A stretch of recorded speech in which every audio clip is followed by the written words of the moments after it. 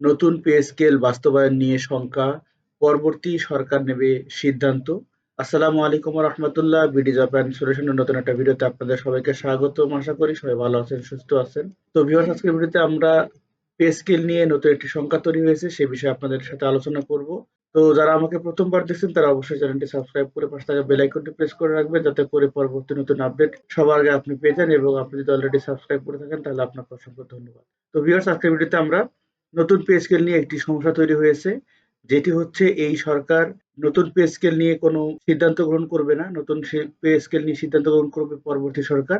তো এই বিষয়ে চলুন আমরা বিস্তারিত দেখে নিই। সরকারি চাকরিজীবীদের দীর্ঘদিনের বৈষম্য দূর করে সুযোগ সুবিধা বাড়ানোর লক্ষ্য নিয়ে গত জুলাইয়ে জাতীয় বেতন কমিশন গঠন করে সরকার। প্রজ্ঞাপনে ৬ মাসের মধ্যে সুপারিশ দেওয়ার বাধ্যবাধকতা রাখা হয়। তখন অর্থ উপদেষ্টা সালেউদ্দিন আহমেদের বক্তব্যে এ সরকারের সময় নবম পে স্কেল বাস্তবায়নের ইঙ্গিত পাওয়া গিয়েছিল। এতে সরকারি কর্মকর্তা-কর্মচারীর মধ্যে প্রত্যাশা তৈরি হয়। কিন্তু সেই প্রত্যাশা ছেদ করে ৯ নভেম্বর সেদিন অর্থ উপদেষ্টা বলেন, সরকারি কর্মচারীদের নতুন পে কমিশনের সিদ্ধান্ত নেবে আগামী সরকার। এই বক্তব্যের পরপরই চাকরিজীবীদের মধ্যে অসন্তোষ ছড়িয়ে পড়ে। কর্মচারী নেতারা ৩০ নভেম্বরের মধ্যে সুপারিশ জমা দিতে কমিশনকে আলটিমেটাম দেন। তবে নির্ধারিত সময় পেরিয়ে গেলেও এখন পর্যন্ত নবম পে স্কেল সুপারিশ দাখিল করতে পারেনি পে কমিশন। কমিশন সূত্র জানায়, অনলাইন জমা পড়া মতামত ও বিভিন্ন স্তরের কর্মচারীদের প্রস্তাব বিশ্লেষণ করে ১৭ ডিসেম্বর বিকেলে সচিবালয় জাতীয় বেতন কমিশনের সম্মেলন কক্ষে কমিশনের চেয়ারম্যানের সভাপতিত্বে সব সদস্য নিয়ে বৈঠক অনুষ্ঠিত হয়। ওই বৈঠকে কমিশন তৈরি করা খসড়া নিয়ে বিস্তারিত আলোচনা হয়। কয়েকটি গুরুত্বপূর্ণ বিষয় সংশোধনী আনার সিদ্ধান্ত নেওয়া হয় এবং পরবর্তী আবার বৈঠক বসার কথা জানানো হয়। সংশ্লিষ্ট সূত্রের ভাষ্য, সুপারিশ চূড়ান্ত করার আগে অন্তত আরও ৩টি সভা করবে কমিশন। সবকিছু ঠিক থাকলে আগামী জানুয়ারির প্রথম অথবা দ্বিতীয় সপ্তাহে সুপারিশ জমা দেওয়া হতে পারে। তবে সময়ের এই হিসাব নতুন করে প্রশ্ন তৈরি করেছে। ইতিমধ্যে নির্বাচন কমিশন ত্রয়োদশ জাতীয় সংসদ নির্বাচনের তফসিল ঘোষণা করেছে। ঘোষিত তফসিল অনুযায়ী ২৬ সালের ২২ জানুয়ারি নির্বাচন প্রচারণা শুরু হবে। সেই হিসাবে জানুয়ারির দ্বিতীয় সপ্তাহে পে স্কেল সংক্রান্ত সুপারিশ জমা পড়লে তা যাচাই বাছাই ও সিদ্ধান্ত নেওয়ার মতো পর্যাপ্ত সময় সরকারের হাতে থাকবে না। ফলে এই সরকারের আমলেই নতুন পে স্কেল কার্যকর হচ্ছে না এমন ধারণা ক্রমেই জোরালো হচ্ছে। এমনকি আগামী বছরেও নবম পে স্কেল বাস্তবায়ন নিয়ে শঙ্কা তৈরি হয়েছে। অর্থ উপদেষ্টা সালেউদ্দিন আহমেদ সম্প্রতি বলেছেন, পে স্কেল ঘোষণা করা সহজ কাজ নয়। এর সঙ্গে অনেক বিষয় জড়িত। কর্মচারীদের দেওয়া আলটিমেটামের মধ্যে এত কম সময়ে একটি ঘোষণা করা সম্ভব নয়। সরকার কাজ করছে, তবে সরকারের আমলেই নতুন বেতন কাঠামো কার্যকর হবে কিনা এই প্রশ্নের জবাবে এড়িয়ে যান তিনি। অর্থবিদদের মতে সমস্যা শুধু সময়ের নয়, মূল সংকট অর্থনৈতিক সক্ষমতা। নির্বাচিত সরকার ক্ষমতায় এলে যে দ্রুত নতুন পে স্কেল ঘোষণা করতে পারবে সেই সম্ভাবনা খুব বেশি নয়।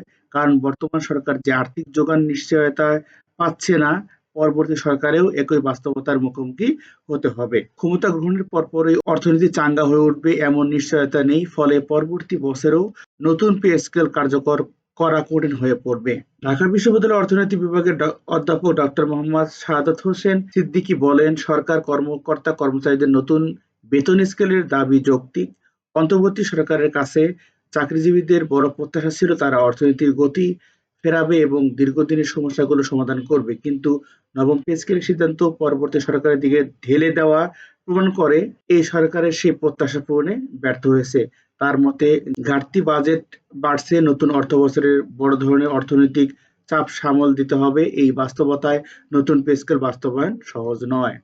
ঢাকা বিশ্ববিদ্যালয়ের রাষ্ট্রবিজ্ঞানের অধ্যাপক মোহাম্মদ আইনুল ইসলাম বলেন, শুরু থেকেই আশঙ্কা ছিল এই সরকার পে স্কেল ঘোষণার দায়িত্ব শেষ পর্যন্ত পরবর্তী সরকারের ঘাড়ে চাপিয়ে দেবে।